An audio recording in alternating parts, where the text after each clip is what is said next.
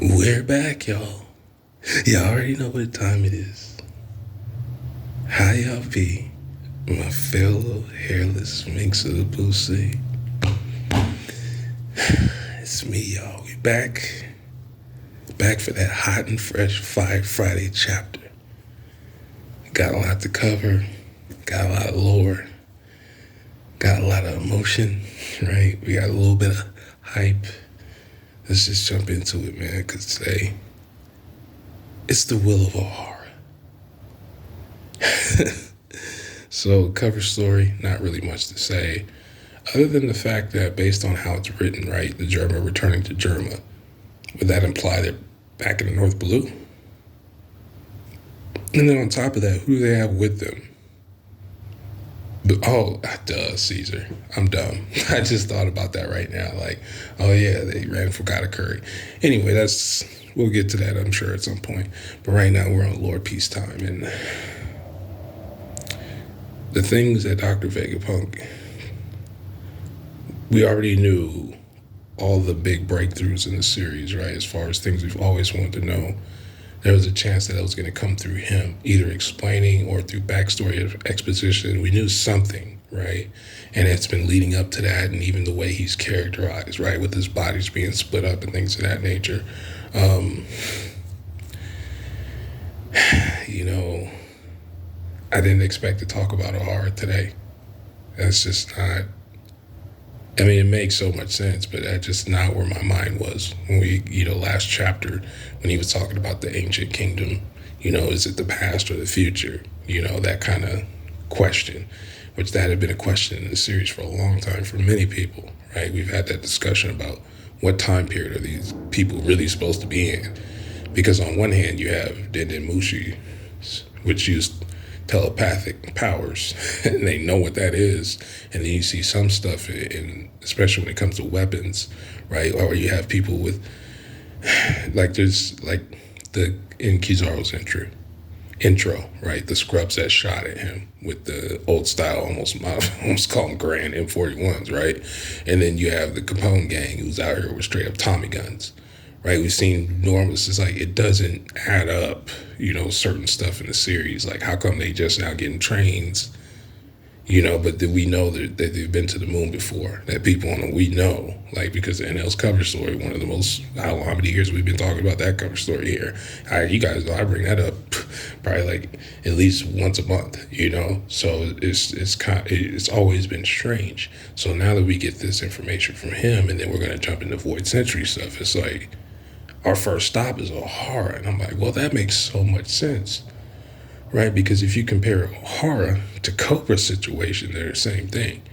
Except for Cobra was just one person asking too many questions, and Ohara was just, all they wanted was truth. And it is kind of dope seeing how Clover had a connection to both Dragon and Dr. Vegapunk, which that makes sense, which also makes me think that because of the sea clouds, right? Where they're talking about the same material that we learned about in Skypiea, that I've brought up several times throughout the series as relation to Seastone. That he's probably been to Skypiea before too, because if you think about the weatherologist, right, that taught Nami, that's a science. So all Vegapunk is about is science. It does not regards to a specific area. If you think about his inventions, it has nothing to do with devil powers or anything like that. And then you have the Pacifista, right? And then you have Egghead Island with all the different stuff like holograms and being able to interact with light, right? And then we know he dwells in the genetic sciences with lineage factor. He's everywhere. So him having the ties to Ohara makes so much sense because they're all about knowledge. Now, it's sad, man, that the Buster Call was doing more than what I thought it did. You knew that it was stuff that the world government didn't want people to know. We just didn't know how serious, right, that information was. And then as we get farther and farther into the series, it makes so much more sense now why they did what they did. And then even thinking back to Gear 5th, right, these things are huge threats because there've probably been something that was a huge threat to the government before, right, back when it was just the 20 individual countries, right? And then you had some outsiders, like Wano's probably always been Wano, right? And as far as that part is concerned, so knowing that there was a ancient kingdom by itself, that either they were so advanced, either in their morals, right, where they probably had defense systems because you kind of have to have that stuff, but they probably weren't like instant messenger or something, right? Trying to seek and conquer other people. Because if you think about how all these countries have information tied to the ancient kingdom, why is that? And all their information and the stuff that they reference to, none of it is really negative. And these are all people who are currently being oppressed by who's in charge now, right? With the WG and the Tenryubito bootlickers, right? So it makes it out to seem like the ancient kingdom was probably the best time period, right, for people to just have a regular life. And that's not going to fly when greed exists. At some point, there was going to be an issue. So, like we talked about before, either it was traders on the inside or the 20 countries, right? The 20 kingdoms that came together, they had to have overwhelming power, right? Like we seen what happened to Luja. And again, the buster call with Ohara. That's just sending a couple of, a buster call is destructive, but it's nothing compared to what we've seen what happened with Luja. And you have to wonder, like, what exactly information did Luja have where that was necessary? Or was that just a test run?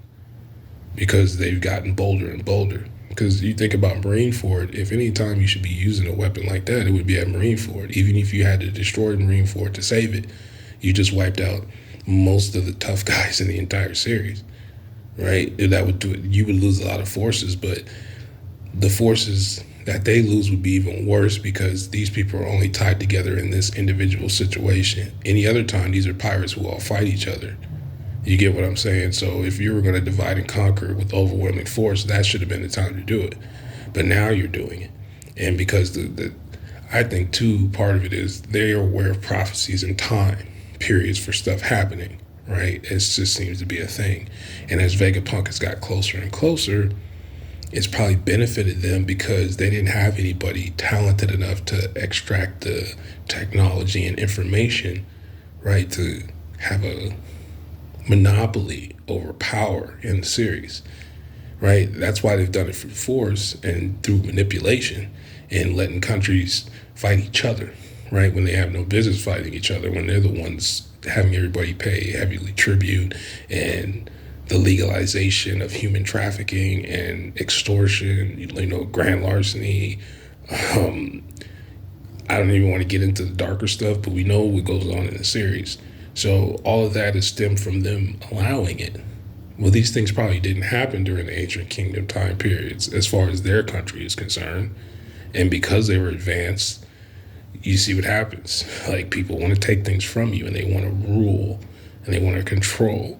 We see it all the time. We've seen it in the story. Look at Kaido and Wano. He's no different than the Gorosei as far as an instant messenger or something. And you know what I mean? It's the same situation. Look at the Goa Kingdom. It was the same thing. Alabasta is the same thing. Dressrosa is the same thing. Fishman Island, even though they're free as a people, they're right up under Mary Joie. So how free are they really? You get what I mean? So how serious they take ancient kingdom information is it's ridiculous. You would only do that if you're afraid of something. So they know that they're not unbeatable. That was never the question. And I've always thought, like, well, there's certain information the government has to have, right? Or else they wouldn't let pirates roam around as much as they do when it comes to certain stuff, right? And then when that did happen with Roger, all of a sudden it's like, whoa, we can't have you doing that. You know what I mean? It's like, okay, so Roger knew a little bit more than what they wanted him to. It was just that the timing was wrong. Again, I think they're aware of this kind of stuff too. But just with Ohara being the pivotal factor, right, for this time, like this generation of their world, the Buster Call in Ohara is a big deal because of what it did, right? It set up Akainu and Aokiji, right, for what's going to happen in the Marines down the line. It set that up. It set up the thing for Robin. And then we have Saul, who apparently is still alive and could be the man marked by flames, which kind of makes sense because frostbite is a thing. And you guys, well, some of y'all know I used to talk about one of the things that people would never bring up when they talk about characterization and why Akainu is not somebody who would be in Sword. I'm like, are we forgetting that's how that Aokiji killed Saul? Are we forgetting that? You know what I mean? It never really dawned on me that he didn't kill him, even though we know his control over his ability is really good. So words would make sense because he didn't kill Robin either, or Dofi. Now he might have. I'm not gonna say it would just be easier for him to just freeze Dofi on point and kill him like that, but Dofi was no way, in shape, or form would ever be able to beat Aokiji. It just wasn't gonna happen. So it's like, well, even for a giant, he was able to freeze him enough to not kill him. Maybe put him in a state of cryogenesis or whatever it's called, and he thawed out too fast. That's why he got burnt up. Because Dragon mentions, obviously I'm skipping around, but I was the fact that Saul is still alive kind of dampens part of that theory, right? But at the same time, it wasn't the only reason why I thought Akainu could be the sword. It still kind of makes sense. But anyway, that's another story. The fact that Saul is still alive means that, one, for sure we're going to Elbaf now, because there's been doubts about it, and what Elbaf's going to be like. If Dr. Vegapunk's death has already been foreshadowed by him, right? We have him talking, having a conversation with Robin, telling him where the information is. It's in Elbaf. You can go get it. Elbaf's probably the one place with the WG similar to Wano. They just don't go, right? We learned through Big Mom's backstory, the Giants look weak compared to her because that's Big Mom, and she was a kid. So they probably just didn't expect her to be able to low diff an entire country like that. But if they would have took her serious as an actual threat, that probably wouldn't have went down that way. And at the end of the day, she was a child. But at the same time, everybody's been very weary about the Giants, right? Even Dr. Vegapunk in this chapter asking Dragon. Now, see, I was under the impression the first time I read it that the Dragon had connections to Giants and they were with him. And it's just like, no, when they got there, those Giants were already there loading up books to take to Elbaf. And so that's why he told Dr. Vegapunk, don't worry about it. The Giants, they're not scavengers. I already talked to them. So some of this information about Ancient Kingdom stuff also ties to Elbaf, right? Which is the same thing that Logic is talking to the rest of the Straw Hat crew about. And we already knew with Usopp. We don't have to even, we know. We know what time it is with Usopp and Giants. It's been a thing the entire story, and we're finally here. I think that's the thing that I haven't obviously been everywhere yet, but that's one of those things where I could tell most of the community is going to know, like, for sure, we're going to Elbaf. Like, we don't have to worry about that no more. But to me, it also, it makes it look closer that Vegapunk's not going to make it out this arc, because, again, he foreshadowed his own death. I've already been in the mindset that he already figured out that there was an instant messenger Sama. And even though in this chapter, what he says about him being left in the dark, even to the world government, because Robin's like, wouldn't you know more than I do? And then he's just like, they don't tell me nothing, But that doesn't mean he doesn't know anything. Because the way he said when she asked about, the surviving giant, the strange-looking captain, was his name Saul. And he says, I can neither confirm nor deny that, basically saying, somebody's listening. That's the only time that you do that. And that was another thing I've been thinking about, even with the Dom shoes like we've seen. And I brought that up a long time ago when they put the shoes on. I'm like, is everything in Egghead Island tracked in some way? Even with the pacifista Kakuma, at first was talking to Luffy and them, talking about they stole provisions and things of that nature. How would he know that? He would only know that if his information is connected to whatever network they got going on. And you see Vegapunk's entire character is based on being a network of information, including himself. So when he pointed to his head and said, I memorized all the books. I went to Elbaf by myself, right? So that means those books are still there. And I memorized everything. It's up here. When he did that, that pretty much to me said, oh, there's no way you make it out through here. There's just no way. And it kind of adds something for Frankie and Robin to have more to do in Elbaf, which we already figured Robin would. She always has something that she had, she's like, there's never a place that they're going to go Or there's not something there for Robin to have a reason to be interested in. But now it gives her something a little bit more direct. And then now actually speaking to Vegapunk and with Vegapunk knowing what really happened to Ohara, and how he felt about it. And even after all these years of being tied to the Rev on and off, right? Dragon never probably had this conversation with her at all. So now it makes more sense why he wanted Robin around, right? Like it makes a lot more sense. It's not just, because she can read the pony list. It's just like he believes much in the will of Ohara as anybody else. He's not even from there. That's just the type of character Dragon is. And then we even seen on his clothes, right?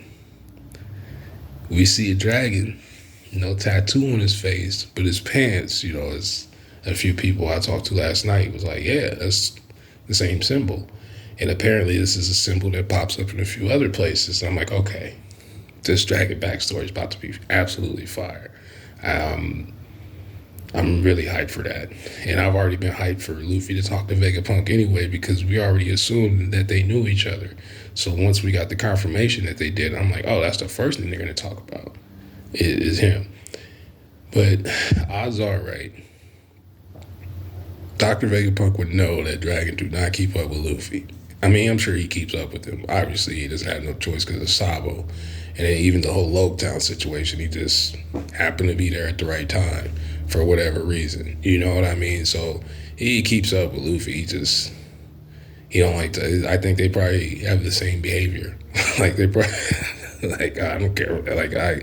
He's Luffy, but I don't care about Luffy. He's not in the ref. You know what I mean? What's up with Sabo? And Luffy was just like, I had to find out through Garp that he even had a dad. Luffy is so slow. He probably just thought he existed just because, and didn't even think about the parent part, which brings up something else, right? Now, if you notice, this is exactly 22 years ago, and you think about Luffy's age. So that means this is either during the time period Dragon already met Luffy's mom, or he's about to. It's one of the two. But this is Luffy being born time period as well. So for him to show up and be talking to Dr. Vegapunk, for Dr. Vegapunk is probably kind of cool. Because, whatever happened with Luffy's mom might be something that him and Dragon had discussion about. Oh, my son, blah, blah, blah, blah, blah. I had to do this. I had to make this move. And it's even possible Luffy's mom is actually alive. It's just not necessary for the story.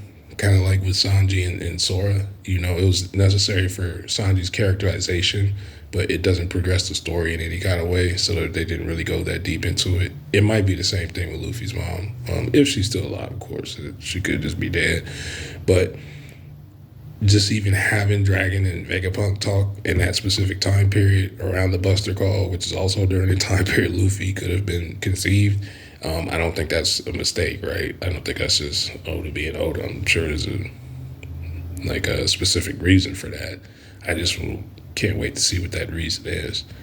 And then two, it kind of confirms that, I won't say confirms, but man, the stocks for going to space have been getting higher and higher. And, this is another thing in the series that off and on has always been in the background. Like, we could end up in space. It was just a matter of what it seemed unnecessary, right, or forced.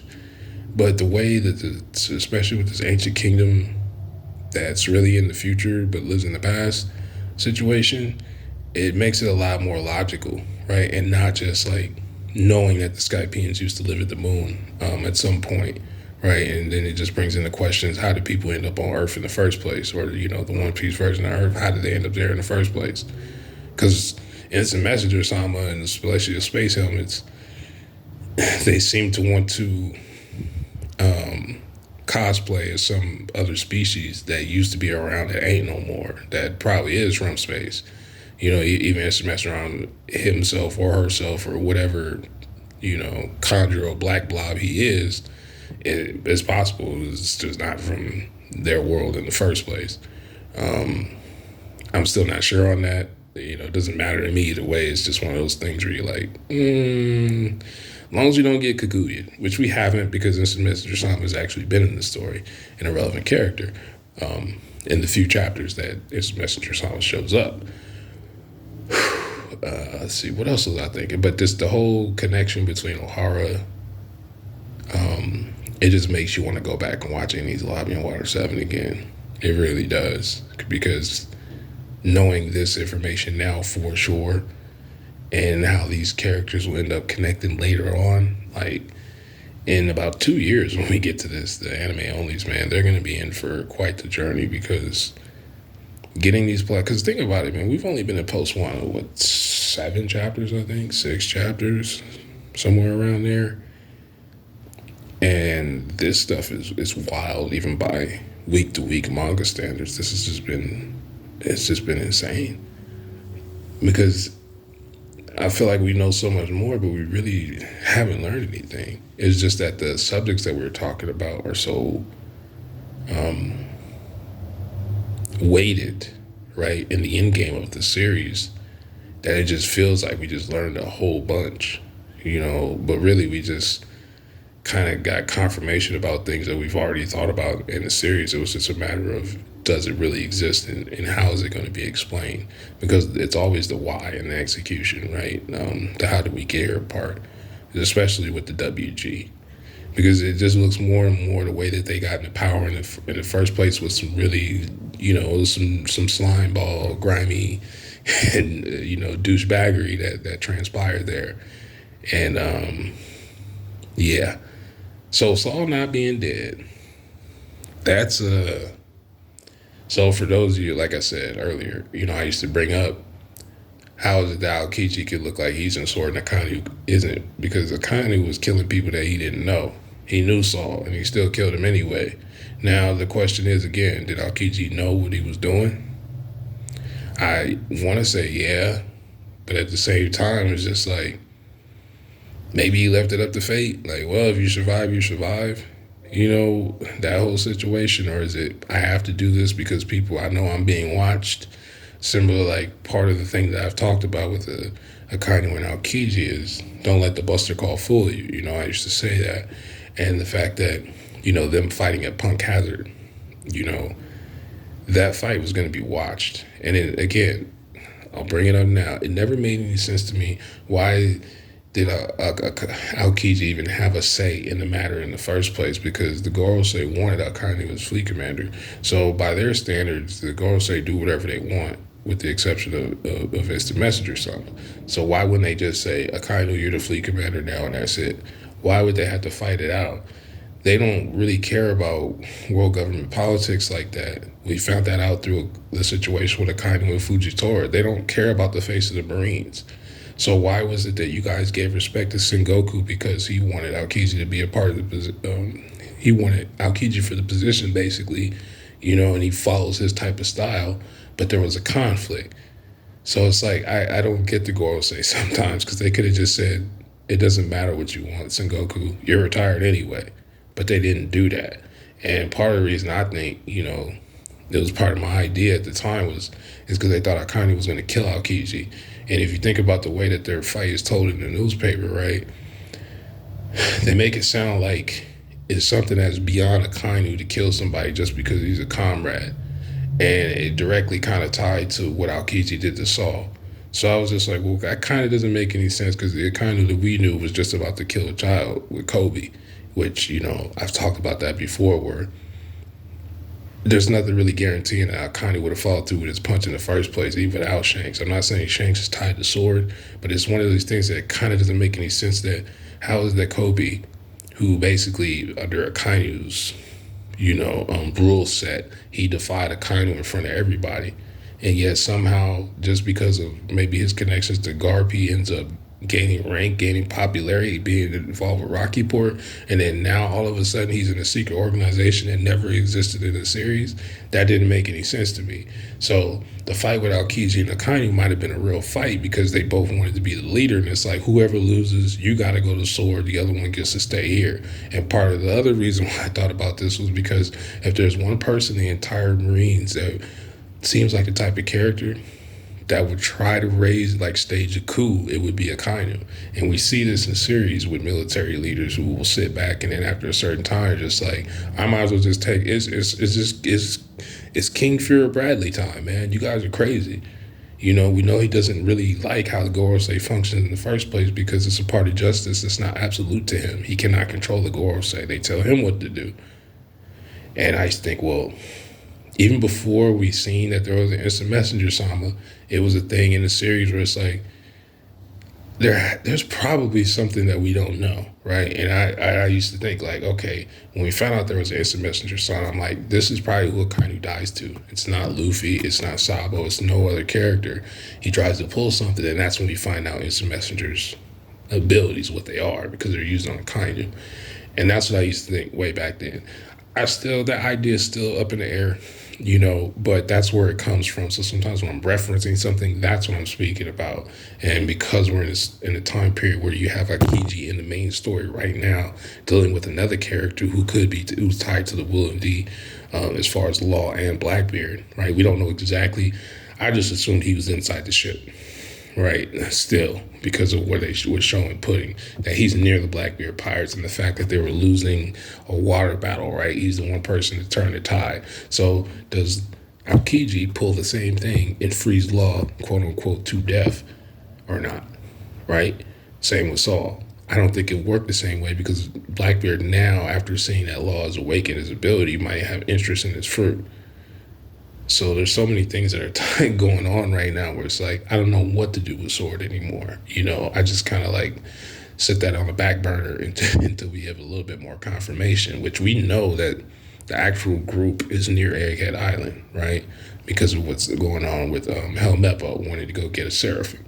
And then you have Cypherpole bringing a Seraphim back to Egghead because it's a reject. They can't control it. And it also, you know what I mean? And if this one, based on thinking about gym base, which his is just dope. Giving him the swim, the sweet no me ability makes perfect sense. A fisherman on land at all times, that's filthy. That is absolutely filthy. It's so filthy. I forgot what I was. With Kuma. If Kuma has his original ability in his Seraphim, that's probably why they bringing it back, because that's one of the filthiest abilities, and it's right up there with Law and Big Mom and stuff, because it works on things that aren't physical. Like, it's wild.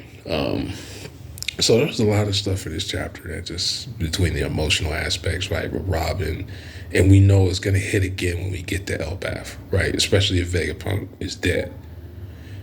And I think I brought this up already. I feel like I'm repeating myself, but the whole Applehead situation with Vegapunk not being, when we first saw him in Ohara, he had the Lorax, oh, look at his head. And then at the end of the chapter, pieces of his brain is missing. So I feel like I said that already, but I just want to make sure I get that out there. But that's probably why, right? Applehead Vegapunk did what he did. You get the conclusion I'm coming to. But what else would it? Oh yeah, okay. So from the moment the panel, it just looked cool to me. But when they were talking about the moment that afterwards, right, where Dr. Vegapunk is like, yeah, he picked up Bartholomew Kuma and Ivankov and founded the Revolutionary Army a year after that moment, right? What did he do during that time period? Was Kuma already on his side at the time? Because again, I think I was bringing this up earlier. Out of all the stuff Kuma did, the only problems they had with him was the fact that he had ties to the Revolutionary Army. But the fact that they called them Revolutionary Army would insinuate that it was after it happened. But that doesn't mean he didn't have ties before. He didn't just find some random dude, right? If Kuma is supposed to be this tyrant, even Bonnie had said a few chapters ago he hated the government, why would these dragons seek him in the first place? Or vice versa. It doesn't make any sense. And Ivankov, I don't know where Ivankov came from. Like, it was just looked dope to me because Ivankov is directly tied to Sanji in one of the best moments in the entire series, right? Period. And in almost any series, nothing happened, is tied to Zoro. And then, of course, Monkey D. Dragon and Monkey D. Luffy. So, to me, it was just like kind of symbolic. Like, oh, that's a dope panel. Obviously, most of the leaders have a right, a first and second, or right and left. However you want to word that, that's up to you. But it's just dope seeing it with Dragon because now it's him and Sabo and I guess Ivankov, but nobody knows where Sabo is, and this is something else that I still find odd. Right? Think about these past 6 chapters, how crazy, or 7 chapters, how crazy everything has been. We've seen the implications of possibly an ancient weapon. We've seen the land of the ancient future, right? We've seen seraphims. We've seen Cypher Pole, right? We've seen all these bathing suits, right? For you sim smokers out there, we've seen Vegapunk's ability to interact with light and holograms and having spaceships as buildings on Egghead Island and references to the moon. We've seen all this crazy stuff, right? And including now that the Seraphims can use, we know they use Devil Fruit abilities now. There's no questions about that. We've seen all of that. We've seen the Lugia get just obliterated, Exodia, wiped off the map, Dora the Explorer no more. And yet we still have not seen Vivi. Don't y'all find that kind of crazy? We had all these crazy reveals before we even seen Vivi, a character that we already know, and we still haven't resolved what's going on with that character and haven't seen her. The more and more that we go without seeing Vivi, the more and more to me it seems like she's not with Sabo, right? We know that Body came by herself to Egghead Island, and from the looks of it, just even in the panel where Lucia's being wiped out, it looks like Sabo is looking from a side view. He doesn't say anything about having Vivi with him. But given that explosion and him having a Devil Fruit, one tied to fire of all things, it could be that Vivi really did get got, man. Like, I hope she's chilling in Alabasta somewhere, maybe in Fishman Island. Something happened, maybe Shirahoshi helped out, so I don't know. But it's really crazy that we've seen things in the series that have been waiting, some of y'all, literally over 20 years. Not probably like 10 or 15 for me, but it's just really, that's how I thought about every chapter. It's almost like with Hunter x Hunter, man, where every chapter I'm like, we still haven't seen Theta. Obviously, it's not Terra Sandwich time, but just every chapter I don't see Theta, it makes me think more and more when we finally do see that character, we are not going to like what we see. And I really just, I'm not going to pretend like Vivi's one of my favorite characters, but she was cool, and that was a fun time, like, during the series. Like, I thought Vivi was finna be hitting the seas, man, But, like I said, we seen Instant Messenger Sama again. And we just still know Vivi. We seeing Law and Blackbeard fight each other right now. Still no Vivi. We saw the hard pirates who've never done anything the entire series. Nothing. Just nothing. Like, at least the Ginyu Force did do a couple of things, right? And were successful to a certain extent. These dudes ain't done nothing the entire series, and we still saw them do something against a relevant crew before we saw Vivi. So I think you guys, I know that's really crazy to me. I don't know what it means, but like I said, I don't like it. I don't like it one bit. And especially now we're talking about, Void Century stuff, and because of who our family is, I wouldn't even, maybe Vegapunk brings up the Nefeltari family in Alabasta, because Robin's there. And I always wondered if Dr. Vegapunk had figured out how to read poneglyphs. If he can, we'll find out soon if he ever figured that out. Because again, something I had thought about before, where I look at the Oharans like they were a race, almost like their own bloodline, or a nation of people type of situation. But, we found out Clover was in these pirate streets, man. And when Ohara was founded, it was random people. So Ohara didn't exist prior to Clover. That's the way they made it sound. I'll have to obviously always support the Viz, but big old DCB, they always do good work. But that one of those sentences where it's like, does that mean something or not? I don't know. Because we always thought about, is there other Oharans out there?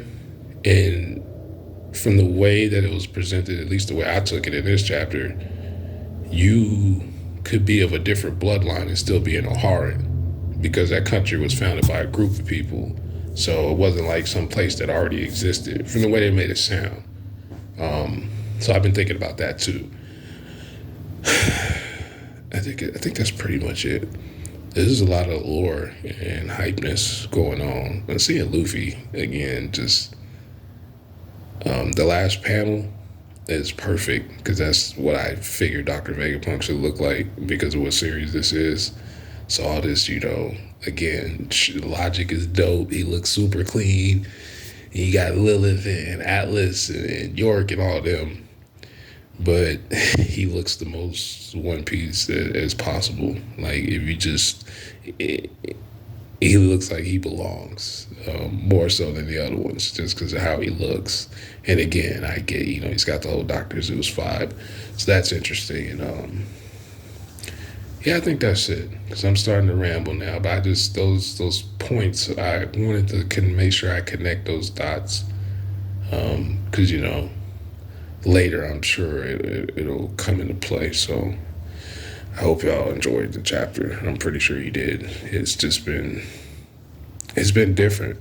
These times have been different between Bleach. I guess I'll talk about that stuff since it's the end of the video anyway, and I don't feel like doing a separate one today anyway. You already know I've been waiting to bring up the greatness of Dadadan. But now that the anime has been officially announced, I might have to talk about it a little sooner. I was waiting for like 100 chapters or so to build up, but that's another one. That's that heat. And I started Mob Psycho last week. I watched season 1 in like one night. I gotta stop waiting when I know I'm probably gonna like something already. Cause that Mob Psycho's been out for like half a decade now, and I'm just now watching it, and it's just absolute fire. What else am I messing with, right? Obviously, the Goater X Goater. I'll be reading that as soon as I upload this. I'll be reading the latest chapter of the adventures of the Phantom Troop. Hanging out on a boat with a bunch of crazy people. So yeah, it's been Mob Psycho and Dadadan mostly. And I'm going to start JJK probably on Monday. Because now they got like 200 chapters. I'm like, okay, now I can start going in. This might be like the greatest year of having different series all be hype at the same time. I don't think, the big 3 days were the big three, but there was a lot of times where there was lull, right? Especially during the fourth grade Ninja War and stuff like that. And then you had the full bring arc with Bleach, and, I wasn't following One Piece yet. But as far as how many dope series there is out there right now, there's like something for every single body that you can find that's hype. I just try to, look, if you haven't started reading Dadadan, hopefully we can change that soon. Because every week, man, since last had talked to us, brought it up, all I kept thinking every chapter is like, in the anime, this is going to be dope. I hope this gets an anime. And then like within a month, it turned into, when this gets anime, this is going to be dope. And then last week, we found out it's getting a series. So I'm excited about that, man, because that series is fun too. It has elements of things from other series that you would expect, right, when we're talking about shonen. But it's got a mix of supernatural and sci-fi, and just, it kind of has I won't say a vibe like my Mob Psycho, because they're not the same, but it has that mix of one moment could be extremely serious, and then they can have, some goofy stuff because somebody said something just way out the way. But yeah, y'all, look, enjoy your weekend, enjoy your streams, stay safe out there. I'll probably talk to y'all Monday. Peace.